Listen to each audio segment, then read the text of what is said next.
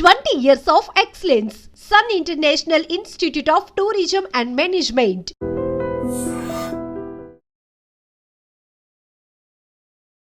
Hi hello నమస్తే, welcome to iDream media. నేను మీ శ్రావ్య. ఇవాళ నిఫ్టీ 50 మార్కెట్ ఎలా ఉంది, వాటి గురించి ఫుల్ డీటెయిల్స్ ఇవ్వడానికి మనతో ఉన్నారు ఏఎస్ చక్రవర్తి గారు, senior market analyst and trainer. నమస్తే సార్. నమస్తే శ్రావ్య మేడం గారు. ఎలా ఉన్నారు? ఫైన్ మేడం గారు. మీకు మరొకసారి ధన్యవాదాలు చెప్పుకుంటూ, మీ ఐడ్రీమ్ ఛానల్ కూడా ధన్యవాదాలు చెప్పుకుంటూ మనం స్టార్ట్ చేద్దాం కార్యక్రమం. సో మనము లాస్ట్ టైం మాట్లాడుకున్నప్పుడు నిఫ్టీ 50 25,250 దగ్గర రెసిస్టెన్స్ ఉంది, దాన్ని బ్రేక్అవుట్ ఫోర్స్ గా బ్రేక్అవుట్ చేస్తేనే ఫర్దర్ అప్వర్డ్ ఉంటుందని చెప్పారు. మీరు చెప్పినట్లుగానే ఇప్పుడు అది మారింది. అవునవును. సో ఇవాళ మార్కెట్ చూసుకుంటే, నిఫ్టీ 50 మార్కెట్ చూసుకుంటే 24,837 దగ్గర ఉంది, -225 దగ్గర ఆగింది సార్. సో దాని గురించి మళ్ళీ ఇవాళ మాట్లాడుకుందాం. నిఫ్టీ 50 ఎలా ఉండబోతుంది చెప్తాను. శ్రావ్య మేడం గారు, మనం పోయిన వారం డిస్కస్ చేసినప్పుడు ఏమని చెప్పామంటే, నిఫ్టీ అనేటువంటిది ఓవరాల్గా ట్రేడింగ్ జోన్లో ఉంది, ట్రేడింగ్ పీరియడ్ జోన్లో ఉంది. నిఫ్టీ అనేటువంటిది 25,250 పైన క్లోజ్ అవుతూ ఫోర్స్గా, అంటే పైన క్లోజ్ అవ్వాలి. ఇంకా మాట్లాడితే 25,300 ఫోర్స్గా బ్రేక్అవుట్ చేసుకొని వెళ్ళిపోయి అక్కడ వెళ్తే అది ఏదైనా ఆలోచించడం, కానీ లేకపోతే మళ్ళీ నిఫ్టీ అక్కడ దాపోయి వెనక్కి రావడానికి ఛాన్సెస్ ఉన్నాయి అని చెప్పారు. తర్వాత పోయినసారి మనం చెప్పేటప్పుడు నిఫ్టీ ప్రభావితం చేసే అంశాలు కూడా మనం చెప్పాం పోయిన వారం. హెచ్డిఎఫ్సి బ్యాంక్ రిజల్ట్స్ అని, ఐసిఐసిఐ బ్యాంక్ రిజల్ట్స్ అని, రిలయన్స్ రిజల్ట్స్, వీటన్నిటిని బేస్ చేసుకొని, బోనస్ హెచ్డిఎఫ్సి, వీటన్నిటిని బేస్ చేసుకొని మార్కెట్స్ మూవ్ అవుతాయి.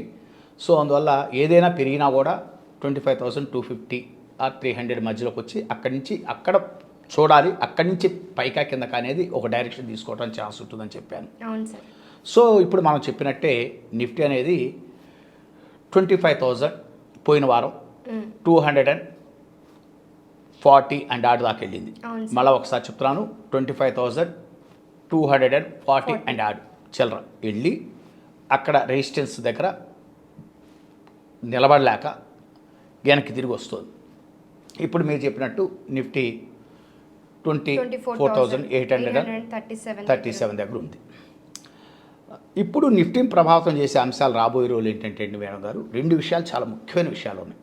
ఒకటి అమెరికాలో ఫెడ్ రేట్స్. ఇక్కడ ఈ ఫెడ్ రేట్స్ వచ్చేసరికి అతి ముఖ్యమైన విషయం ఏంటంటే, ఫెడ్ రేట్స్లో ట్రంప్ అనేటువంటి వ్యక్తి విపరీతంగా, అంటే ఫెడ్ చైర్మన్ పావెల్ అంటాడు, అతని మీద ప్రెజర్ పెడుతున్నాడు. ఏమనంటే, నువ్వు ఫెడ్ రేట్లు, ఇంట్రెస్ట్ రేట్లు తగ్గించవలసిందే to Boost the American ఎకానమీని.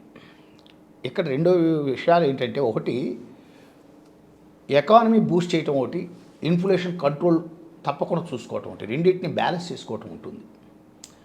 Fed ముందు ఛాలెంజ్ ఏంటంటే, అమెరికాలో ఇన్ఫ్లేషన్ చాలా ఎక్కువగా ఉంది, చాలా ఇన్ఫ్లేషన్ బాగా పెరిగి ఉంది. రెండోది వచ్చేసరికి గ్రోత్ రేట్స్ పడిపోతున్నాయి. సో ఈ రెండింటిని బ్యాలెన్స్ చేసుకోవాలి. ఒకవేళ ఫెడ్ కనుక ఇంట్రెస్ట్ రేట్స్ తగ్గిస్తుంది అనుకోండి, టైట్ టు అండర్స్టాండ్, ఇన్ఫ్లేషన్ అదుపు తప్పుతుందేమో భయం, గ్రోత్ రేట్ కోసం చూసుకొని. ఇక్కడ ఈ ఛాలెంజ్ని బ్యాలెన్స్ చేసుకోవడంలో ఫెడ్ చైర్మన్ పావెల్ మలగొల్లాలు పడుతున్నాడు. ట్రంప్ ఏమో హీ ప్రెజర్డ్ ఆన్ పావెల్, అర్థమైందా, to reduce the Fed rates, interest rates, America interest rate తగ్గించమని ప్రెజర్ చేస్తున్నమాట వాస్తవం. సో ఇక్కడ మార్కెట్ ఎక్స్పెక్టేషన్స్ ఏంటంటే, రేపు జూలై 29, 30న ఫెడ్ ఇంట్రెస్ట్ రేట్స్ గురించి ఫెడ్ మీటింగ్ జరగబోతుంది అమెరికాలో, వాషింగ్టన్ డీసీలో జరుగుతుంది. సో ఈ ఫెడ్ అనేటువంటి మీటింగు మీకు 29, 30 మీటింగులు, 30 నైట్ డిక్లేర్ అవుతుంది. అంటే మనకు బుధవారం నైట్ ఇక్కడ మనకు ఒక డెసిషన్ వచ్చేస్తుంది. మన కాలమానం ప్రకారం నెక్స్ట్ బుధవారం సాయంత్రం, అంటే ఉదయం నైటు 11:30 ఆ టైంకి మనకు ఫెడ్ ఇంట్రెస్ట్ రేట్స్ అనౌన్స్ అవుతాయి. అదొకటి ప్రభావితం చూపించేది. జనరల్గా ఏంటంటే, అమెరికాలో ఉన్నటువంటి 62% ఆఫ్ ది ఇన్వెస్టర్స్ ఏం చెప్తున్నారంటే, రేపు 29, 30 తారీఖు మీటింగుల్లో ఫెడ్ అనేది ఇంట్రెస్ట్ రేట్స్ తగ్గించకపోవచ్చు అని ఒక అభిప్రాయం వ్యక్తీకరిస్తున్నారు. నెక్స్ట్ మీటింగ్ సెప్టెంబర్ మంత్లో ఉంది. సెప్టెంబర్లో తగ్గించడానికి అవకాశాలు ఉన్నాయి. ఎందుకంటే ఈ లోపల జాబ్ డేటా, తర్వాత ఇన్ఫ్లేషను కొంచెం డౌన్ అవటం, తర్వాత జాబ్ డేటా ఇంప్రూవ్ అవ్వటం, ఇవన్నీ చూసుకుంటారు. చూసుకొని వీటన్నిటిని బేస్ చేసుకొని ఫెడ్ ఇంట్రెస్ట్ రేట్లు అనేటువంటిది సెప్టెంబర్లో తగ్గడానికి అవకాశం ఉన్నాయనేది ఒక అంచనా వస్తుంది. అంటే మెజారిటీ ఇన్వెస్టర్స్ ఐడియాలజీ అలా ఉంది. సో ఇక్కడ ఇప్పుడున్న ఫెడ్ ఇంట్రెస్ట్ రేట్లు అక్కడ ఎట్లా ఉన్నాయంటే అమెరికాలో 4.25% టు 4.5% మధ్య నడుస్తుంది. యాక్చువల్గా ఇంకా చెప్పాలంటే కరెంట్ బ్యాంక్స్ బారోయింగ్ వచ్చేసరికి 4.3%లో నడుస్తున్నాయి, నడుస్తున్నాయి. ఇది అసలు ఉన్న సిచ్యుయేషన్. ఇదొక ఫ్యాక్టర్ ఇన్ఫ్లుయెన్స్ చేస్తుంది నెక్స్ట్ వీక్.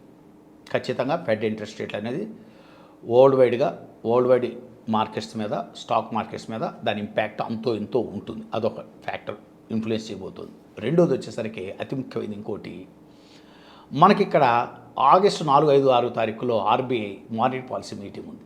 ఓకే, మరి దాని ఇంపాక్ట్ కూడా ఉంటుంది అండ్ స్టాక్ టారిఫ్ మార్కెట్స్ కూడా మీద. మారుతుంది తర్వాత టారిఫ్ కాదు, ముందు వడ్డీ రేట్లు మాట్లాడిన తర్వాత మళ్ళీ నేను టారిఫ్కి వస్తాను. ఓకేనా, వడ్డీ రేట్ల గురించి మాట్లాడుతున్నాను కదా.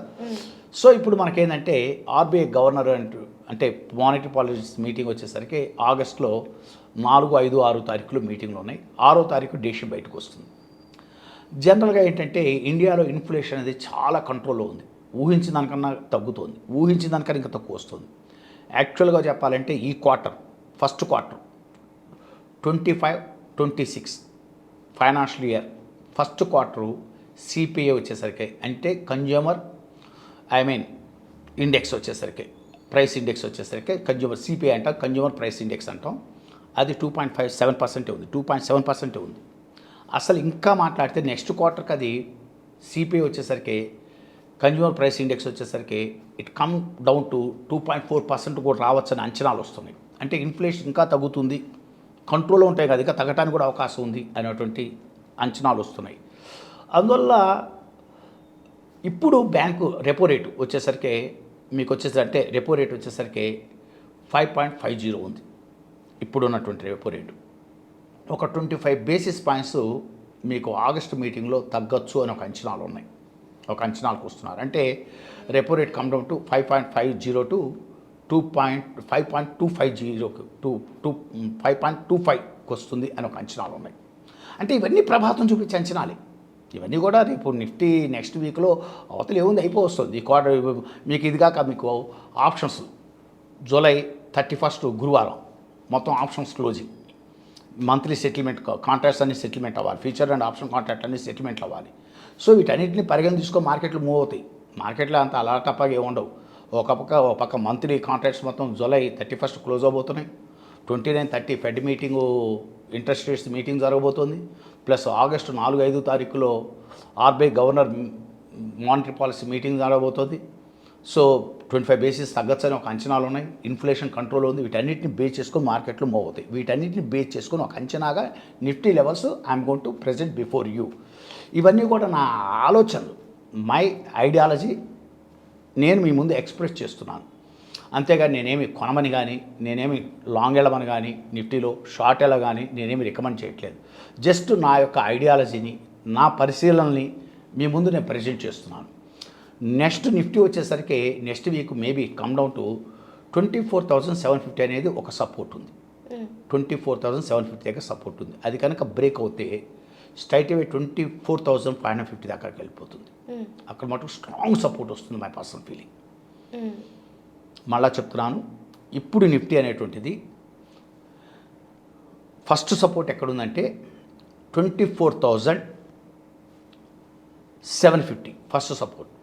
సెకండ్ సపోర్ట్ వచ్చేసరికి 24,450 లెవెల్లో ఉంది సపోర్ట్. అది స్ట్రాంగ్ సపోర్ట్ అవుతుంది.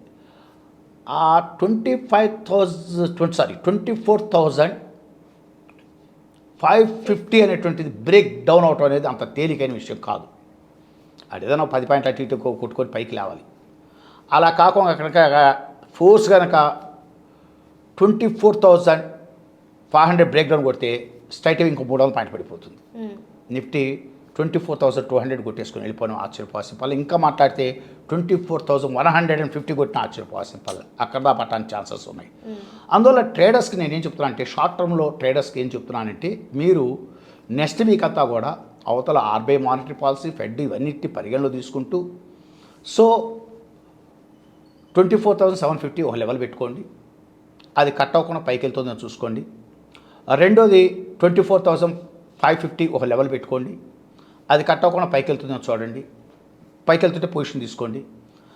అదేవిధంగా అక్కడ కనుక 24,500 బ్రేక్ డౌన్ అవుతే మటుకు ఫోర్స్గా మీకు వచ్చేసరికి 24,100 టు 24,200 మధ్య వెళ్ళటానికి ఛాన్స్ ఉంది. 24,100 నుంచి 24,200 మధ్య వెళ్ళటానికి ఛాన్స్ ఉంది. అక్కడ బట్టి ఖచ్చితంగా బౌన్స్ అవుతుంది. ఖచ్చితంగా నిఫ్టీ బౌన్స్ అవడానికి 100% ఛాన్సెస్ ఉన్నాయి, నో డౌట్. ఇది అనుకోండి. నెక్స్ట్ వచ్చేసరికి మేడం అప్పోర్డ్ వచ్చేసరికి ఎప్పుడే మళ్ళీ జ్ఞాపకం పెట్టుకోండి. షార్ట్ టర్మ్ ట్రేడర్స్కి నా పరిశీలన నేను చెప్తున్నది ఏంటంటే, నేను కొనమని చెప్పట్లేదు, అమ్ముకోమని చెప్పట్లేదు, నా పరిశీలన చెప్తాను. దాన్ని బట్టి మీరు టెక్నికల్గా చూసుకొని మీకున్న అంచనాలతోటి, ఎందుకంటే డబ్బు పెట్టేది మీరు, లాభాలు వచ్చేది మీకు, వర్కౌట్ అవుతాయి. ఒకవేళ తేడా పడితే పోయేది మీ డబ్బులు. అందువల్ల మేమే రికమెండ్ చేయట్లేదు ఇక్కడ, జస్ట్ మా పరిశీలన నేను చెప్తున్నాను. నెక్స్ట్ నిఫ్టీ పైకి వచ్చేసరికి మటుకు 25,250 టు 25,350 మధ్యనే రెసిస్టెన్స్, బలమైన రెసిస్టెన్స్ ఉంది. ఆ పైన క్లోజ్ అయ్యేంత వరకు నిఫ్టీని నమ్మటానికి వీల్లేదు. మళ్ళీ వన్స్ అగైన్ రిపీట్, 25,250 టు 25,350 మధ్యలోనే నిఫ్టీకి బలమైన రెసిస్టెన్స్ ఉంది. ఆ పైన కనుక ఫోర్స్గా క్లోజ్ అవుతాయి వెళ్ళి, అప్పుడు మాత్రమే షార్ట్ టర్మ్ ఇన్వెస్టర్స్ పొజిషన్ తీసుకోవటానికి ఆలోచించుకోవాలి. అది నా యొక్క ఆలోచనలో, అంటే నా ఆలోచన చెప్తున్నాను. మిమ్మల్ని తీసుకోమని నేను రికమెండ్ చేయట్లేదు, అమ్ముకోమని చెప్పట్లేదు. నా అనాలిసిస్ ఏంటంటే, నా ఒపీనియన్ ఏంటంటే, మార్కెట్ నిఫ్టీ అనేటువంటిది మళ్ళీ వన్స్ అగైన్ రిపీట్ 25,250 టు 25,350 మధ్య కన్సాలిడేటివ్ ఫోర్స్గా కనుక 25,350 క్రాస్ అయ్యి వెళ్ళిపోతుంటే మాత్రమే షార్ట్ టర్మ్ ఇన్వెస్టర్స్ మార్కెట్లోకి వెళ్ళాలి. అది దాటానంతసేపు మార్కెట్ రాబోయే రోజుల్లో ఇప్పుడు 25,150 టు 24,200 మధ్యన పోవటానికి ఛాన్సెస్ ఉన్నాయి, ఏవి తేడా పడ్డా ఇప్పుడు ఉన్న మార్కెట్లో. అందువల్ల ఇన్వెస్టర్స్కి మై స్ట్రాంగ్ అడ్వైస్, మీరు ఇవన్నీ పరిగణలో తీసుకోండి. ఒకటి మటుకు ఆర్బీఐ కూడా మేబీ సెప్టెంబర్లో, ఆగస్టులో పోయినసారి నేను చెప్పాను ఆర్బీఐ మీటింగ్ అప్పుడు ఖచ్చితంగా డ్యామ్ షూట్ తగ్గుతాయని చెప్పాను. సిఆర్ఆర్ ఒకటి, రెపో రేట్ ఒకటి, ఇవన్నీ తగ్గిపోతాయి. దానికి రీజన్స్ 2 అద్భుతమైన వీడియోలు చేశాను, ఎక్స్ట్రాడనరీ వీడియోలు చేశాను. అవి అసలు ప్రతి వాళ్ళు అవి స్టోర్ చేసుకోవాల్సిన వీడియోలు. అసలు ఆర్బీఐ ఇంట్రెస్ట్ రేట్స్ తగ్గిస్తాం, రెపో రేట్స్, బ్యాంక్ రేట్స్, ఈ సిఆర్ఆర్, వీటన్నిటి గురించి అసలు ఎలాంటి అంటే ఏ పాయింట్స్ కన్సిడర్ చేస్తారు, అవి తగ్గటం పెంచేటప్పుడు అనేటువంటిది చాలా లెందీ వీడియోస్ 2 వీడియోలు చేశాను. అది చాలా సబ్జెక్ట్ వైజ్గా చేసిన మాట వాస్తవం. సో ఇప్పుడు నా ఒపీనియన్ ఏంటంటే, ఇన్ఫ్లేషన్ కంట్రోల్ ఉంది కాబట్టి మేబీ 25 బేసిస్ తగ్గించవచ్చు. Try to understand. అంతో మించి ఎక్కువగా తగ్గించడానికి అవకాశాలు తక్కువే ఉన్నాయి. ఏది ఏమైనా నిఫ్టీ మటుకు కొంచెం అప్రమత్తంగానే ఉండండి. ఎందుకంటే ఈ టారిఫ్స్, ఈ గోల, ఈ ట్రంప్ గోల, తర్వాత అనిశ్చిత మార్కెట్లు వరల్డ్ వైడ్గా అనిశ్చితంగా ఉన్నాయి. వరల్డ్ వైడ్గా కొంచెం జియోగ్రఫికల్ టెన్షన్స్ ఏమి ఇంతవరకు అర్థమైంది సాల్వ్ అవ్వలేదు.